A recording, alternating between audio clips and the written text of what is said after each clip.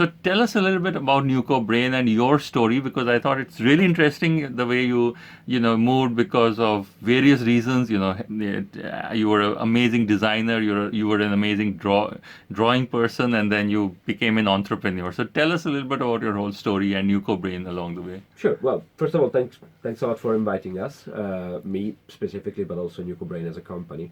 And I'll start my story and try to make it short, but basically I always loved storytelling and drawing since I was a kid.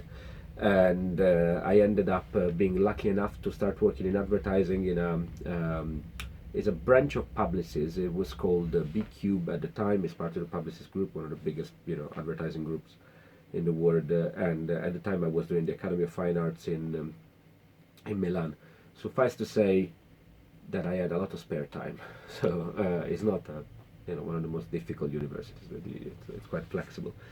So when I had the opportunity to start working on campaigns as a storyboard artist for Mini Cooper, Coca-Cola, BMW Motorrad. So by the time I was around 21 or almost 22, I've done 4 years of work in that field, and my teams have won a bunch of Cannes Lions. So I was very, very lucky from the get-go to be able to participate in that work.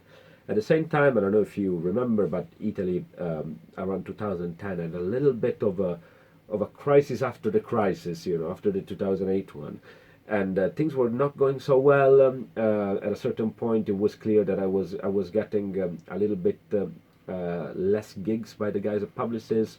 I said, you know what, I put aside enough money, I'm gonna go and do what is really my passion. So I went to Vancouver in Canada, at Vancouver Film School, studying classical animation. So I did the classical animation course, and I ended up working a little bit in entertainment there for a company called Atomic, that is one of the outsourcers of Turner, that owns Cartoon Network.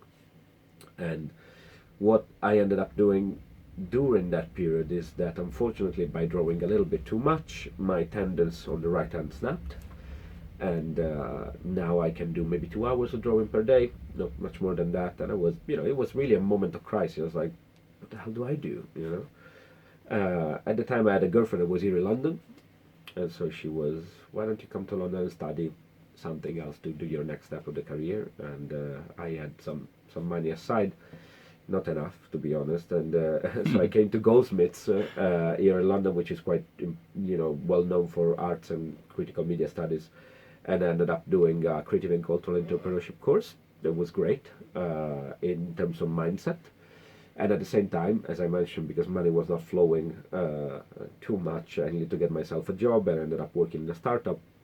It was called Learn to Read with Pip. It was an educational startup to teach children English through animation and storytelling. So it felt like a very nice, interesting moment. I had the working with the startup and the startup community, and they were very welcoming. If you're a guy that comes from abroad, I came from Canada, from Italy. If you're a guy that comes from abroad, they were quite welcoming as opposed to other, work places, and that's one side. And on the other, there was the studying that I was doing at Goldsmiths. So I just felt after a while, after around 9 months, I was leading a team of 12, sometimes even 15 designers. The job was finished. We created all the content for the platform, and the course was finished. And I said, you know what? I think that I can serve startups like this one with storytelling, design, and animation specifically. So we started Nucco Brain. I say we because I had a business partner at the time that I met in Vancouver. He moved here, and for the first 2 years we mainly did work on explainer videos for startups. It was a thing that now everybody do, but when we started, nobody was doing it in London. It was a very typical thing to do in the Valley, in Silicon Valley, but not here. So we brought that concept here. It worked really well, and some of those startups became scale-ups. So they started to become clients, regular clients.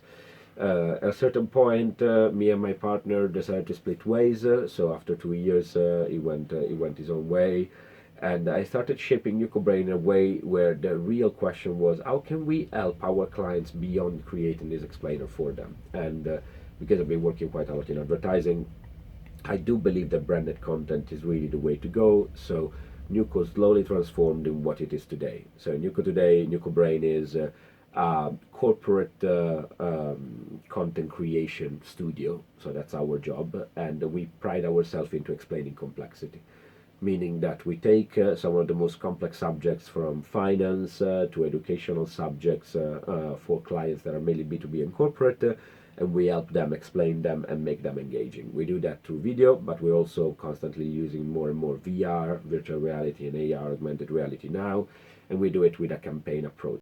And the ROIs that are quite strict, and we always make sure that we can basically track them and that we can make a real difference for our clients.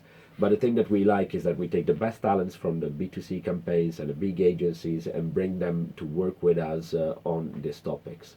And it's unbelievable what you get back, because these clients, this type of clients, are fantastic. They're just so grateful and participating in the process. I would say when you do a big B2C campaign, when you're selling cereals or whatnot, there is this expectation, and it needs to be great and quick, and it's a fast-paced world where if you're lucky, a CMO takes their job for 18 months and then they move somewhere else and somewhere else, right? So the thing that we like here is that we develop long-term relationship. It has been the 50 years that we're working with De Beers in a row. We've been working with Deloitte for 4 years now. We just started a new contract with JP Morgan, and we already have plans for 2020. European Space Agency is one of our good clients, and we keep working for them now. It's the third year. So it's a different environment where that relationship pays back. I would say that digital really made everything quicker, but sometimes not necessarily for the better when it comes to the relationship and the trust that is needed. So amazing. So and then you got bought out as well. Your Nucco Brain got bought out, and then you won a huge number of awards. So tell us about that. Thanks for that question. So I forgot to mention that in 2017, after a number of conversations that lasted maybe around a year, the guys at Unit 9 acquired Nucco Brain, acquired the majority shareholding on Nucco Brain.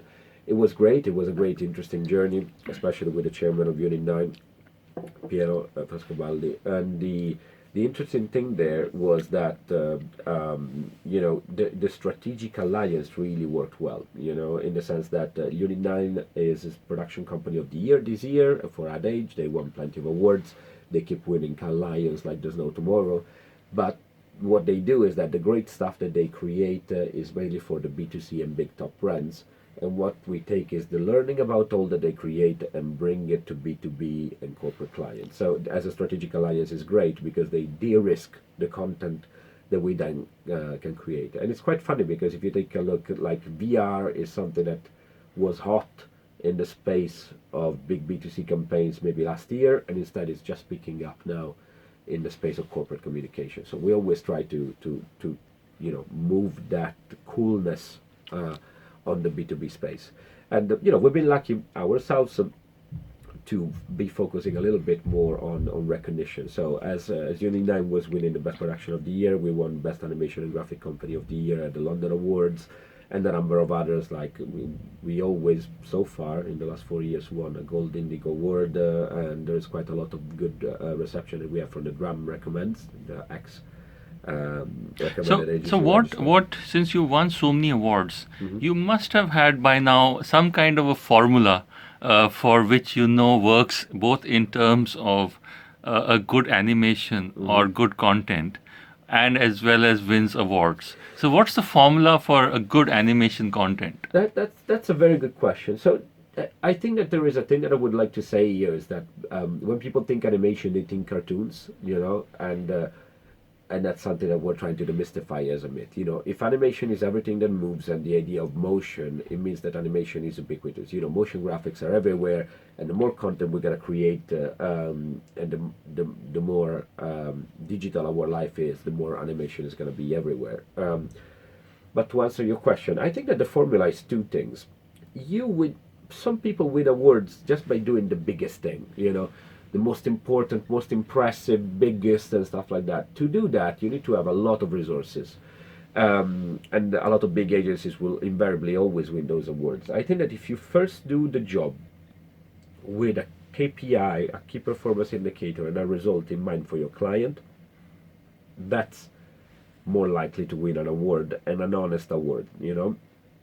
So many times I think that awards are a little bit like self-serving, but instead, if you first think about what the objective of the job is, with that stuff we end up winning the best stuff, you know, like with the best awards. So that I would say is, if you're honest to what the content is supposed to be. So basically, tell me one or two or three case studies where you really made a difference to the client, and it really impacted what he was. And if you had to tell a junior person or the world 3 or 4 key Like ways, tips. Okay. Let's start. So I would say that one of the best case studies that we ever did, and had the luck to work on, was the job on Innovate UK. So Innovate UK is the technology strategy board of the English government, and when they started working with us, they only had, I think, 4,000 followers on their YouTube channel. By the time we did our first year-long campaign, maybe it was 16 months long, they ended up having around 57,000 people. Now, that doesn't look like a big number, but they were all very relevant entrepreneurs on the B2B scale. So for them, it was not about the numbers. They wanted to engage with the entrepreneurs. They were a government association. They wanted to make sure that they talk with the right people. Having more than 50,000 entrepreneurs that respond to what you're doing was incredible. The most important thing that we did with them was actually the result of the work in collaboration with the PR agency, where thanks to our content production, they ended up having 125 media placements for free. So I didn't spend any PR money other than just creating good content and going around and say to the right outlets, do you think that this is good for you? And the answer was yes, 125 times, which is a staggering number for them.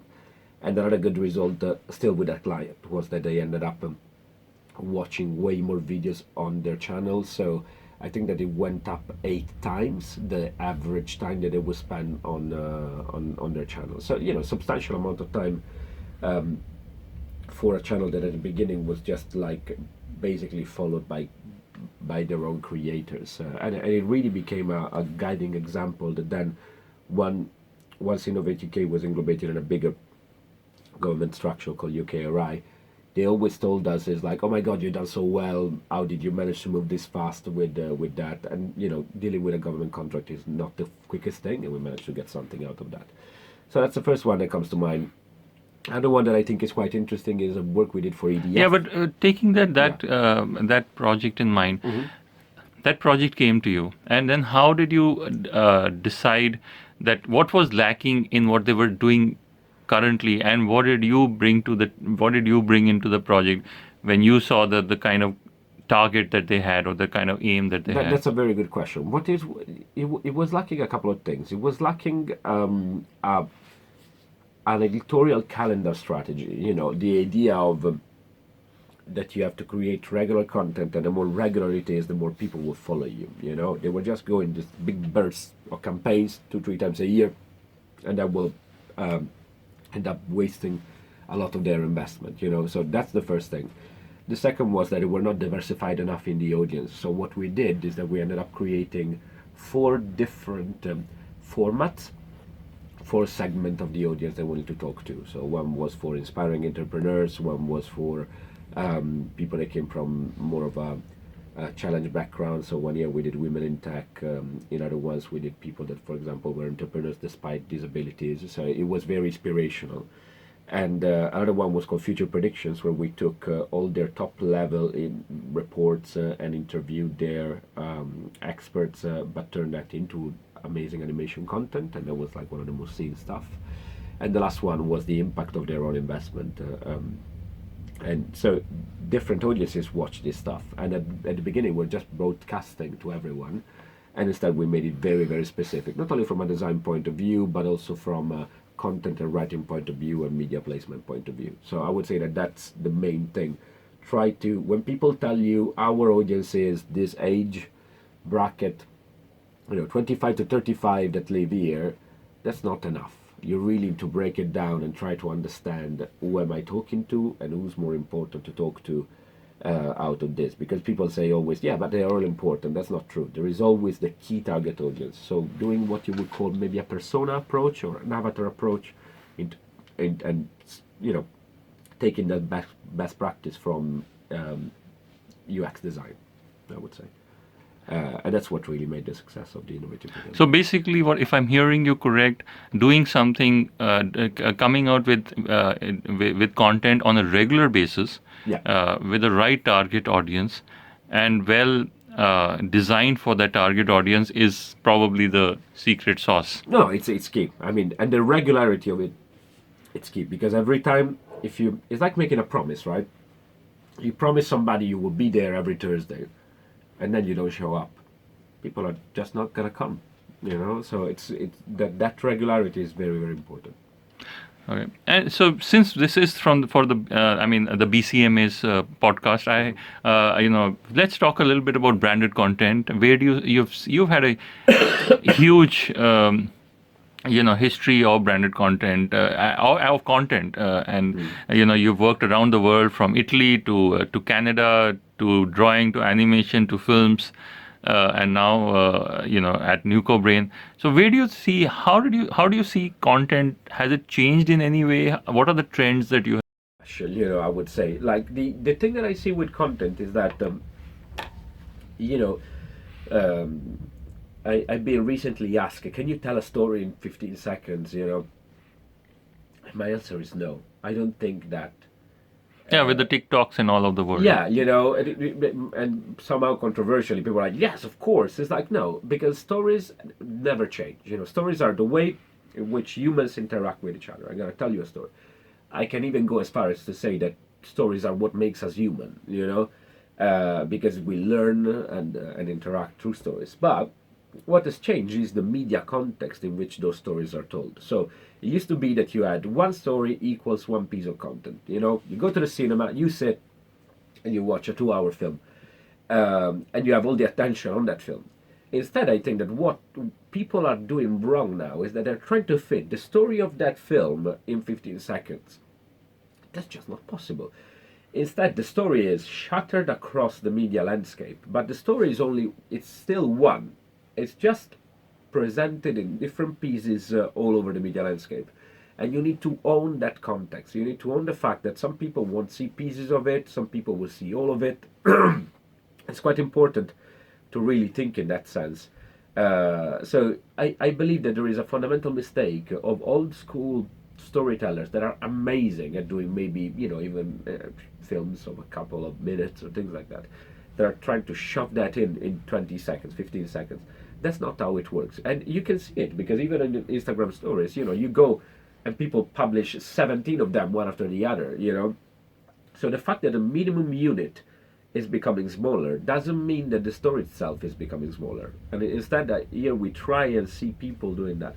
And I can speak a lot as well about responsive content, but I think that depends on the type of brand or the story that you're trying to create, and it's not always possible. For example, for heavily regulated clients like we have, a bank cannot be responsive online within 2 hours. They need to check, there is the lawyers and stuff like that. So I think that there has been an exaggerated emphasis of we need to reply. It's okay, you need to be responsive as long as you're consistent. If it takes you on average of 2 days, it will be fine, to do that. It's very bad when you have moments where after an hour you get a reply and then for 2 months you get silence. So I would say that it's just thinking about storytelling hasn't changed. You just have to think in the context of the media landscape. And then there is the element of technology. So how do you, to interrupt you, how do you handle, while you say the story hasn't changed and the length of the stories need to be there, the fact is that the TikToks of the world have arrived. YouTube gives you 5 seconds to start your story, and if somebody doesn't click on that, you lose the audience. So how do you respond to that?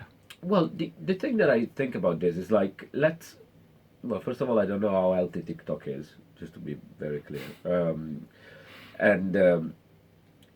I mean, what you see there are small moments that communicate a mood, but that's not that's not a story, and it's completely fine if you want to just communicate a mood to generate curiosity, but at the end of the day, the structure of storytelling, it's very specific, and has been studied extensively. I can suggest you a couple of books, but there's plenty of literature around that. And the thing is, that structure is not going to change. What we call, I think what happens is, like, if you have an audience that is so specific and so tiny, say your group of 100 friends or stuff like that, that you can do something in 15 seconds, is because there is absolutely nothing to explain, but very few people will know that. So if you're trying to create content for a lot of people, that's where that structure of storytelling comes into place. So I think that there is a lot of mixing of the difference between awareness and actually telling something or explaining something. Coca-Cola just have to remind you that they exist. They don't have to tell you a story. It's it. And instead, if you are doing a new brand of modular mobile phones, you have to take some time to explain that. TikTok won't fly for them. And on the aspect that you mentioned of creating the first 5 seconds and being interesting for YouTube, I think that that's a great point, because it actually cuts through the noise. Either you're interesting and relevant in the first 5 seconds, or you're not. So for me, the point is, again, the story is longer. You just have to keep their attention for a little bit. And I think that we need to think about that. Like, we have to fight for every 5 seconds of attention by creating something interesting over and over again, like creating a little roller coaster. But then that should be the job of storytellers. That should be the job of content creators. Not, people haven't watched until 3 minutes and a half. That's your problem. It means that you're not doing something interesting enough. That's absolutely great. It's so much to learn in storytelling. I think storytelling is an art which has to be probably rediscovered. It used to be a buzzword for so long, and I think that it was rediscovered for what it is, for the human aspect of it, and then applied within the context of nowadays. So, we could go on and on, but we have, unfortunately, a barrier of time. So tell me about, the future of, let's say, storytelling, branded content, and Nucco Brain, and where you see it going in the next couple of years. Okay, so again, thanks for the question. I think that what we're trying to do with Nucco is... Let's start with storytelling. Yeah. Where do you think storytelling is going in the next couple of years? I think that there are...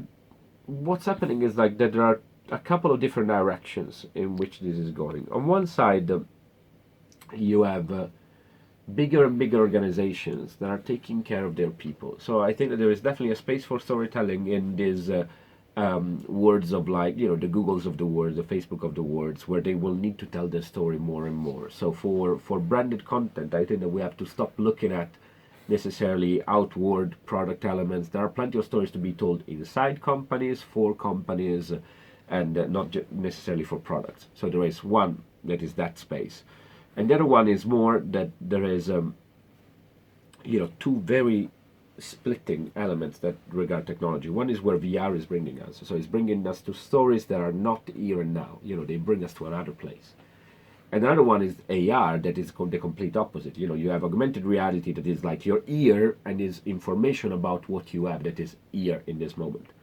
So I think that you don't have necessarily to make a choice as a branded content creator, but at least to be aware of how different these two things are. And VR and AR are extreme examples, but everything in the middle can take one of these two things. People either enjoy things because of escapism, or because it's very relevant to them. And I always say, if what you give to people is not entertainment or relevant for them, there's no reason to consume it. So if you can do both, you won. And sorry, this is Italian enthusiasm. Yeah. Sorry, if you can do entertainment and escapism at the same time, you really won. So in terms of how Nucco Brain is doing this and where it's going, we've been lucky enough to have some interesting new contracts in the US with especially big American universities. So we're going to expand and open a new office in the US in 2020. we're doing a fantastic program with UCLA Anderson School Executive MBAs, the 6 best MBA in the world, where they're helping us shaping the strategy to go to the US, which is really, really amazing insights. They're doing more than 150 interviews to potential clients to find out what we need to do there. So that goes a long way, the importance of planning, you know, like that showed us how many assumptions were right and how many were wrong. We're expanding still in Europe, so we have now a satellite office in Poland, but we're going to start doing business from Poland. And, you know, in the UK, these are uncertain times, but I think that people will still need storytellers and to explain complexity now more than ever, because these are complex times. So it's fantastic to have a team. You know, when we started, we're just 2 people. Now we are 35 in London, 5 in Poland, and a couple in the US.